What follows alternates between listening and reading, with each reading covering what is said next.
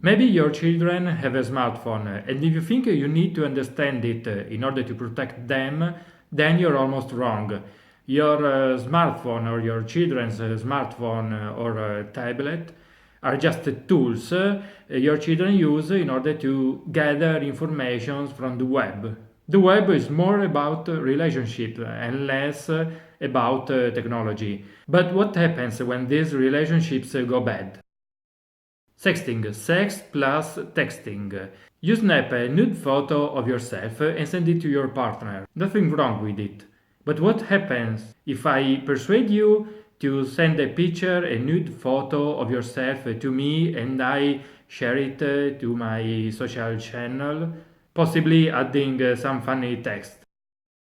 Cyberbullying, maybe the worst kind of online harassment. My goal as cyberbully is the psychological humiliation of the victim, and I'm going to use the viral power of the web in order to accomplish my mission.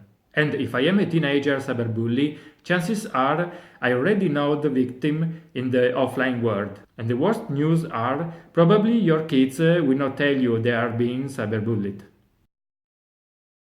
Internet addiction. Here, your kids spend too much time on the web or on porn websites. But how much is too much? Your children play hyper-connected video games. They share their experiences on Instagram. They replace TV with YouTube. And they use many instant messaging apps. And they make an intensive use of them. And as they grow up, they feel something new inside of them. They feel their body changing. And they get more and more curious about all of this. And they need to give a meaning. So the issue here occurs when they spend so much time on the web without a real purpose. Or when porn directs all their whole life. And they miss the offline life because of it.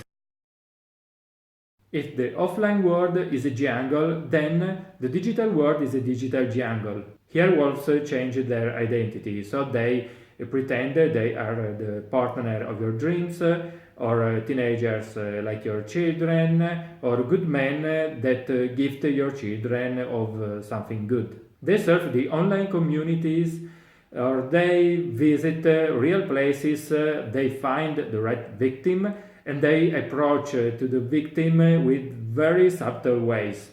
Again, chances are your children will not tell you about it because they are not aware of it. So it's up to you to detect them because you are the adult. Cyberbullying, porn and internet addiction, stalking, pedophilia, all they leave a mark to your children.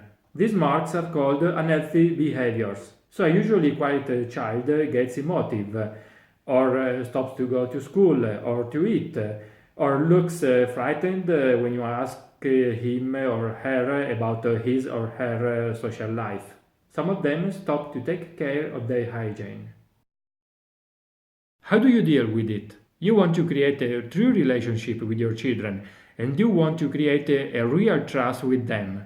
This is the first step, and you need a tool in order to monitor what your children are unable to see due to their lack of life experiences. Now let's see what are the very important features of a good parental control software, good parental control platform. You don't need your kids' social accounts, passwords, and usernames. So this is very important. It's quite mandatory in order to create a real relationship and a good trust with your children so that you can say, okay, son or daughter, I will monitor you, I will monitor your online activity, your suspicious online activities, but I will never ask you for so much private information.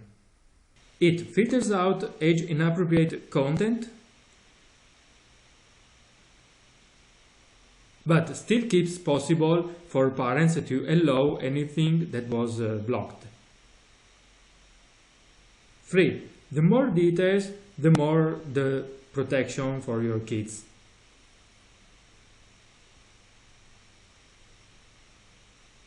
4. It allows controlling screen times. But the very feature is the different levers of alert. And now I'm going to explain you how to use them. You have to shift from controlling to monitoring to mentoring. So you make a contract with your children. Here you negotiate how your children are going to use their own devices, how you are going to monitor it, and when you will act. So you have time, what, and the chain if then. And remember, it's a two-way negotiation. And you assure your children you will never browse their online activity. You set this rule with your children. You will act only and only if you will see a suspicious alert. Here is when the alert levers feature comes in handy. As adults, we may underestimate the power of the online life.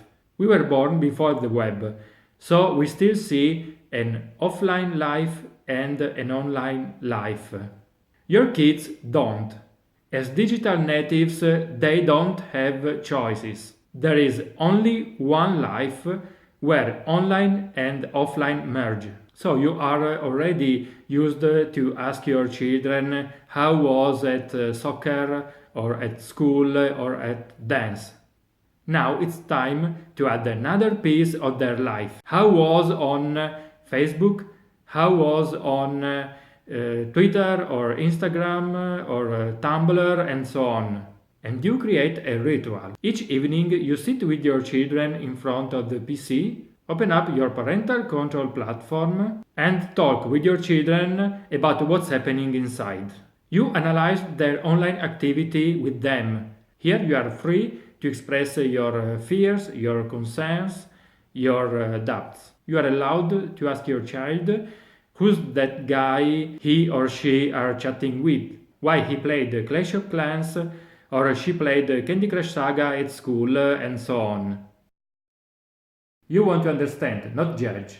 And if you see something is going wrong, then you take your contract, check it, and remember the rules together.